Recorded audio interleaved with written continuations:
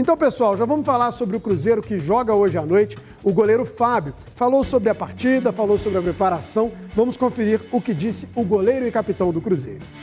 Sabemos que é uma estreia, onde o regulamento vale muito, né?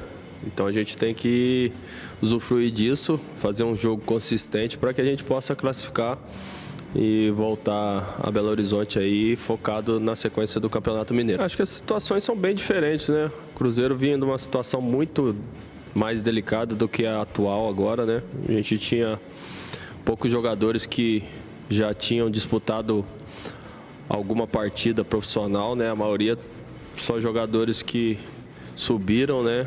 Só jogaram na base, né? Então estrearam numa competição onde o Cruzeiro é o maior campeão. Então já gera uma pressão e estrear também como profissional. Então são situações bem diferentes. Agora a gente tem um grupo já bastante qualificado em todos os aspectos, né? Tanto de experiência, né? Já vivenciaram outras coisas. Então acho que a gente chega bem mais preparado, mas ciente que o jogo vai ser difícil. A gente fica triste, né? Pela ausência do Manuel, né? Que vinha atuando, fez o gol na última partida, né? Mas como o Felipe vem citando aí, né, o nosso comandante, todos vão ser importantes dentro dessa sequência que a gente tem nessa temporada. E as oportunidades vão aparecendo, então aproveitar as oportunidades, quem entrar dentro de campo, fazer por onde, né, passar confiança para o treinador para a sequência da temporada. No caso, deve ser o Eduardo Brock, né, fazendo aí a estreia na vaga deixada por Manuel, que segundo Vinícius Gris, sentiu um desconforto contratual. Gostei dessa ontem. CJ, o Fábio falou sobre muitas coisas, mas a principal delas, na minha opinião, é a diferença entre o Cruzeiro do ano passado, que enfrentou esse mesmo São Raimundo nesse mesmo estádio, e o Cruzeiro dessa temporada. Falava ali de muitos jogadores fazendo primeira partida. Você mesmo trouxe a ficha técnica, né? Com gols de dois garotos, o Edu, que acabou sendo expulso, inclusive, e do Alexandre Jesus. O que esperar dessa partida, principalmente com esse foco? A diferença do Cruzeiro. Daqui a pouquinho nós vamos conhecer um pouco mais do São Raimundo com a leitura do Vinícius Gris. Boa tarde. Boa tarde, André. Aos amigos do estúdio, você que está em casa também. Então, um outro momento, né? E não que seja infinitamente melhor. A gente teve até essa discussão algumas semanas atrás. O Everton ainda estava aqui, ele achando que o momento do Cruzeiro agora é mais complicado que o do ano passado. Eu discordando, achava que o momento do Cruzeiro dentro e fora de campo era mais complicado ano passado, com relação ao técnico, ao núcleo gestor que ali chegava, aos jogadores, alguns recém-chegados, outros sendo promovidos, e aquela dúvida de um descenso e de como seria um calendário de 2020, ainda antes da pandemia, né? Sem as certezas do que seria, do momento financeiro que o clube vivia e ainda vive, que é ruim, mas aquele momento era infinitamente inferior, assim como o time. Acho o time de hoje superior àquele que só tinha Fábio e Adriano, os que vão entrar em campo hoje, apenas Fábio e Adriano repetindo, o resto ou já saiu do clube, como nós falamos aqui ontem, ou está no departamento médico, como é o caso do Léo. Enfim, tem que saber jogar, né, André? Às vezes a gente fala... por mais redundante que possa parecer isso, as pessoas falam, é Copa do Brasil, Cruzeiro sabe como é que funciona, é o maior vencedor da Copa do Brasil, tudo bem, a camisa do Cruzeiro é pesada nesse tipo de competição, mas não entra em campo, a realidade é que não é nem mata-mata, é mata, é saber jogar, não é caso de, e vou experimentar, hoje pela manhã nós estávamos discutindo, né, é hora de fazer experimentos, é hora do Felipe Conceição testar algo diferente, ou ir no certo, no trivial, naquilo que ele acha que é o melhor, e é jogar dentro de uma consciência e do que aqueles que entraram conseguiram mostrar, como é o caso do Bruno José, principalmente do Ayrton também e do próprio Adriano, que entrou por causa de uma contusão do Matheus Neres. Saber jogar e esse 1.350.000 vai fazer muita diferença para o Cruzeiro. Não é uma eliminação só questão de vexame, uma eliminação precoce para um São Raimundo, além de ser vexatória, vai deixar o clube pior financeiramente do que já está.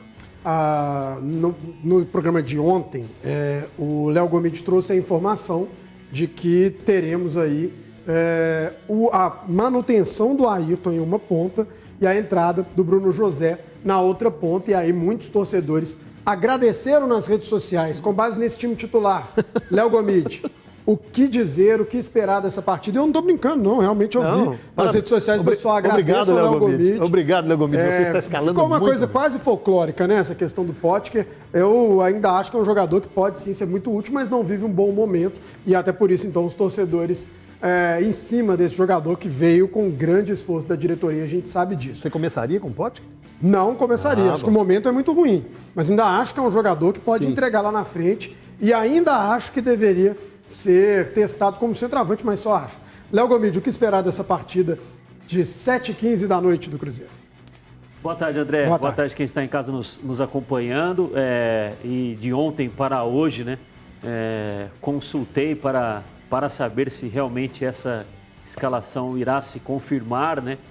A princípio, sigo com a mesma informação, né, de que o Potker deve ir para o banco de reservas. O Ayrton deve ser mantido na vaga do Felipe Augusto, que deu brecha, né, depois da expulsão contra a Caldense. E com isso, Bruno José e Ayrton nas pontas, o Bruno José jogando pela esquerda e o Ayrton jogando pela direita. Acredito que é uma nova experiência, né, do Felipe Conceição, porque ele procurou manter, vamos dizer assim, uma coerência nos primeiros 2 jogos, né? Não no terceiro, porque o Felipe Augusto havia sido expulso, mas uma manutenção de formação para ver qual era a resposta dos jogadores, né? Porque por mais que hoje o treino precise ter ali comportamentos, intensidade próximos ao que demanda o jogo, não é uma cópia fiel de um jogo, mas precisa ser praticamente um espelho do jogo. A partida é diferente, né? Tem a carga emocional, no treino você pode errar. Vamos supor que está tendo uma atividade ali de movimentação ofensiva, né? Meio campo, campo aberto, um atacante erra um passe, erra um ataque, o início da construção é ruim, o time reserva vai lá, faz um gol, mas ok, né? É no treino. No jogo não, né? Sofrer um gol, como sofreu, por exemplo, no contra-ataque contra a Caldense, vem a cabo o aspecto emocional da partida, especialmente para um time que já vem pressionado devido à má campanha no Brasileiro da Série B do ano passado. Então ele procurou manter uma coerência mantendo o time. Eu falei um pouco da questão que para mim tem a gestão do grupo também, do Felipe Conceição chegar ao Cruzeiro e já não fazer mudanças radicais, bruscas, para manter uma harmonia ali, né? Para não chegar e o jogador ter aquela impressão de que quer fazer a limpa com os jogadores que jogaram no ano passado e quer colocar, entre aspas, os que ele apadrinhou, né, na contratação ou deu aval na contratação, Bruno José, Felipe Augusto. Então está fazendo aos poucos, André, mas também não tem a garantia de que o Bruno José fará uma partida melhor do que vem fazendo o William Potker, né? É muito início de temporada, André, para qualquer... Se o Bruno José for o destaque do jogo, fizer 3 gols, vamos supor, muito provavelmente ele vai continuar no time titular para a partida contra o Atlético no final de semana. Mas talvez pode ser que contra o Atlético ele jogue mal. E depois do jogo contra o Atlético ele volte a jogar mal de novo, porque não existe uma garantia. Eu acho que falamos apenas do 4º jogo do Cruzeiro na temporada. É muito cedo para cravar qualquer avaliação já negativa, carimbar, negativo. Positivo, acho muito cedo. Você falou sobre essa questão de sofrer um gol, os problemas psicológicos, né, de um jogo que vale muito, principalmente financeiramente, né?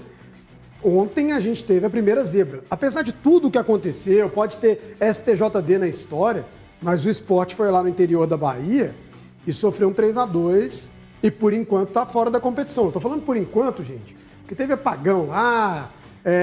Faltavam 6 minutos e aí o Sport se negou a entrar em campo porque não tinha iluminação suficiente de acordo com o Sport Recife. Vai ser feita uma perícia no estádio, enfim, muita confusão. Fato é que o Sport sofreu 3 gols, fez 2 e por enquanto está eliminado, uma equipe de Série A do Brasileirão, caindo então para o Juazeirense. Enfim, então vamos acompanhar para ver o que acontece, mas acho que isso ilustra o quão perigoso, né?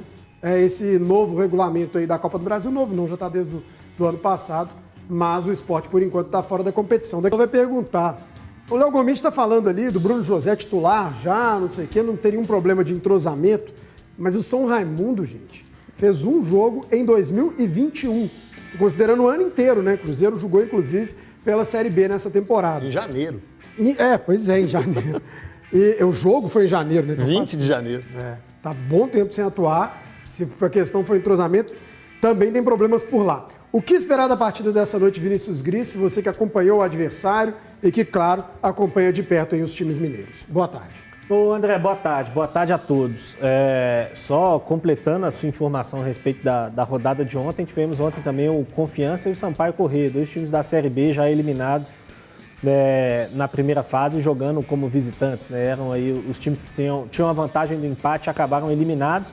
O Sport até acho que vai ser revertido, que aconteceu lá em Juazeiro, onde foi uma das maiores vergonhas do futebol brasileiro nos últimos anos. Mas vamos aguardar aí os desdobramentos, porque não é uma questão simples. Existe, é claro, um fator psicológico que ele é muito importante em jogos como esse e que não podem ser descartados, né? A pressão toda do lado do Cruzeiro. O Cruzeiro está com a obrigação de se classificar pelo tamanho do clube, pelo tamanho do investimento, pela forma como monta o seu elenco, por tudo, pelo todo, coloca-se no Cruzeiro a pressão da obrigação de se classificar. E isso pesa, como disse o Fábio, né? No ano passado pesou mais, porque era um time de garotos, um time com pouca experiência, mas segue, mesmo com jogadores experientes, essa pressão ela existe e ela é um incômodo, de certa maneira, se não para todos, para alguns deles, certamente. E do outro lado, para o São Raimundo, é a grande oportunidade para muitos ali, né? É um jogo que vai ter uma transmissão aí para a TV, para o Brasil inteiro. E para muitos desses jogadores é a única oportunidade que eles vão ter num ano de mostrar o seu futebol para o Brasil todo, de às vezes conseguir um contrato. A gente sabe lá que o futebol em Roraima ele tem ali uma série de limitações, né? O campeonato estadual vai ter 6 clubes só esse ano. É um campeonato que começa só em junho, se eu não estiver enganado. Então, assim, são contratos mais curtos, são pouquíssimos jogos, não tem como.